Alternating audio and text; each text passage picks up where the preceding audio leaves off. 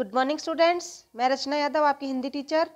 बच्चों, आज हम जो चैप्टर पढ़ने जा रहे हैं वो हमारा चैप्टर है चैप्टर नंबर 17, जिसका नाम है पानी की खोज में। ठीक है, तो हम हमेशा की तरह जैसे चैप्टर पढ़ने से पहले वर्ड मीनिंग को समझते हैं कि उनका अर्थ क्या होता है।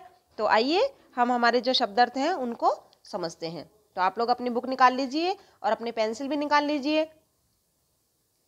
ओके, अब हम हमारा जो चैप्टर है उसके जो वर्ड मीनिंग है उनको शुरू करते हैं।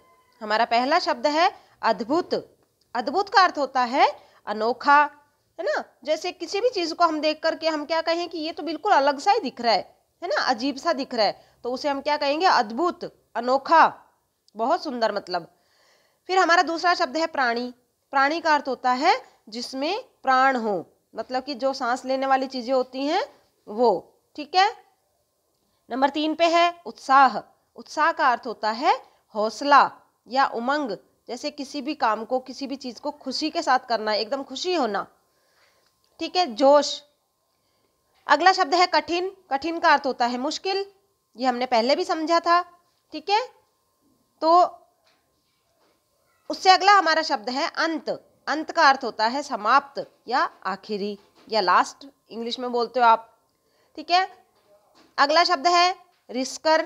रिस्कर का अर्थ होता है नन्हे नन्हे, मतलब छोटे छोटे, छेदों, छेदों मतलब छिद्र से गीली चीजों का निकलना। जैसे हमारे घर में नल खराब हो जाता है या फिर कोई चीज टूट जाती है मान लीजिए, और अगर हम उस टूटी हुई चीज में अगर कुछ डाल देते हैं, कोई लिक्विड चीज, जैसे कोई पानी की चीज अगर डाल देते हैं, तो आपने देखा होगा उसमें से वो रिस रिस कर, टपक टपक कर धीरे धीरे निकलता है। इसको बोलते हैं कि छोटे छोटे छेदों में से गीली चीज का रिसना।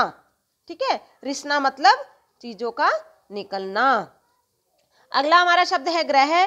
ग्रह का अर्थ होगा सूर्य की परिक्रमा। परिक्रमा मतलब चक्कर लगाना, सूर्य की परिक्रमा करने वाला आकाशीय पिंड, जिसे हम प्लेनेट भी कहते हैं।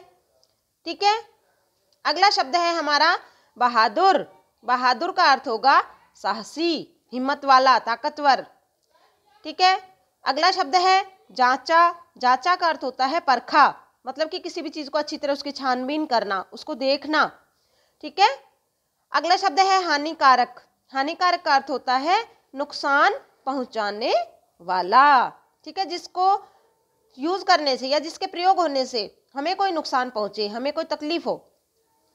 ठीक है, अगला शब्द है चिंतित। चिंतित का अर्थ होता है सोच में पड़ा हुआ। जैसे हमें अगर कोई, जैसे हमारे कोई काम नहीं होता है और हम परेशान हो जाते हैं, चिंतित, टेंशन में हो जाते हैं, तो उसको हम क्या कहते हैं? चिंता करना या चिंतित होना। तो उसका अर्थ क्या है? सोच में पड़ा हुआ। ठीक है, अगला अर्थ है अलविदा।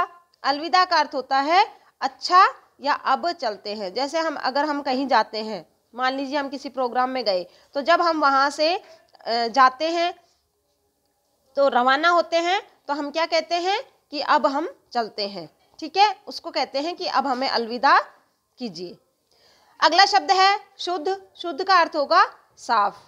ठीक है, साफ का अर्थ तो आप समझते हो।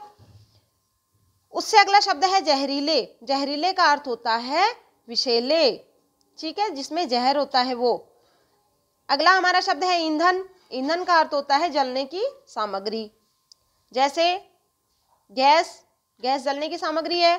ठीक है, इसी प्रकार गोबर के कंडे बनाए जाते हैं, वो भी जलने की सामग्री है। लकड़ी होती है, वो भी जलने की सामग्री है। ठीक है, इसी प्रकार रसायन। रसायन का अर्थ होता है पदार्थ। ठीक है, कोई भी, तो उसे हम कहते हैं रसायन। रसायन का अर्थ होता है पदार्थ। तो आपको ये शब्द अर्थ अच्छे से समझ में आ गए होंगे। आपको इसी प्रकार इनका बार बार उच्चारण करना है, ताकि आपको ये याद भी हो जाएंगे और समझ में भी आ जाएंगे। ठीक है बच्चों, धन्यवाद।